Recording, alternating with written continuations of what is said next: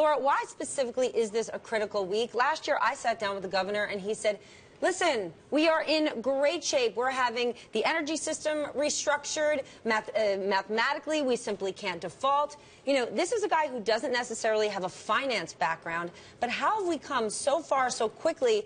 They've been downgraded. You know, any investor, even on the junk side, has only cared on a really distressed level, similar to a loan shark. So what's the real situation?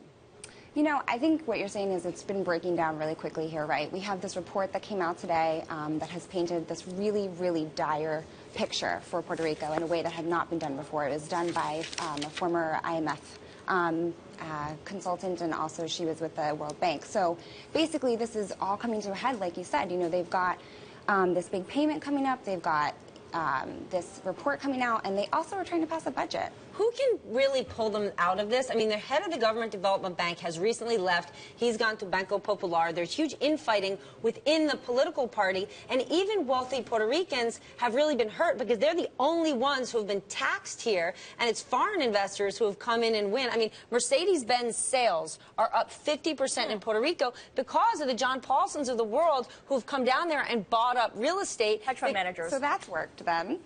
But it's worked for whom? It hasn't worked for Puerto Rico. It hasn't worked, and there's no situation here where this really works out that well, right? You're listing all the problems that they know. This is not an easy situation. There are creditors who are trying to give money to Puerto Rico, thinking this is something that might help, right? But the politicians Hold on a second. Hold on. We need to qualify like creditors and help. Yes. These are private investors who want to go in there and make a ton of money off of them. They do, but if they don't get the economy to where it needs to go, they don't get their money back, right? So they have an incentive to work that out. It's hard. It's really, really difficult. And these hedge funds who are going in, they're dictating terms for their buying Puerto Rican debt. They're savvy investors. They know how to do this. What indication? They also need that, right? They need that protection for themselves. They do, but what indication do we have that the Puerto Rican government understands all the demands that are being made? None. The Puerto Rican government hasn't been realistic in quite some time. They have lost 10% of their population over the last 20 years, and they have done nothing to adjust infrastructure. There are thousands of teachers, cafeteria workers, custodians, public workers who should have been laid off because the Puerto Rican middle-income population has shrunk so much, and the government is simply not having any hard conversations. They have advisors, right? They hire Jim Milstein. They've got the best advisors that they can get. So those people presumably are helping them to make those decisions. Are these hedge funds working with each other? Are there competing interests between them? Is there infighting?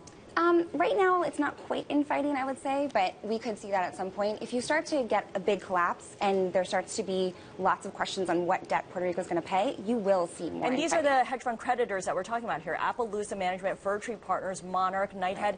They know a thing or two about these are extraordinarily sophisticated investors who truly understand the distressed debt markets, and you are talking about an island who doesn't necessarily have the expertise, a current government who has never been in a situation like this. I mean, they have had this restructuring plan over the last few months, a $460 million restructuring plan for their power plant. Nothing's happening. It's just going to simply be a failure. I mean, it could be, right? I mean, the discussions are going on. They've been going on for months and months and months. There will be some kind of conclusion to it. There has to be. Okay, so we've got a payment due on July 1st, $416 million. What else is on the horizon after that? What's the next big payment that's coming up? So we've got that, and then for a different set of creditors, we actually have a $140 million payment in August. So it's a little bit smaller, but that's going to kick off talks to that side of things, which is the development bank. They have got their back against the wall. When they lost their credit rating, they can't even borrow at this point at 11%, which they could less than a year ago. Remember that bond deal sort of flew off the shelves. They can't even get that that's what they're trying to avoid, right? They don't want that to happen again. So that's the whole idea on this new plan, and it just may not work. The talks seem to be crumbling. All right, our thanks to Laura Keller, Bloomberg News' distressed debt reporter.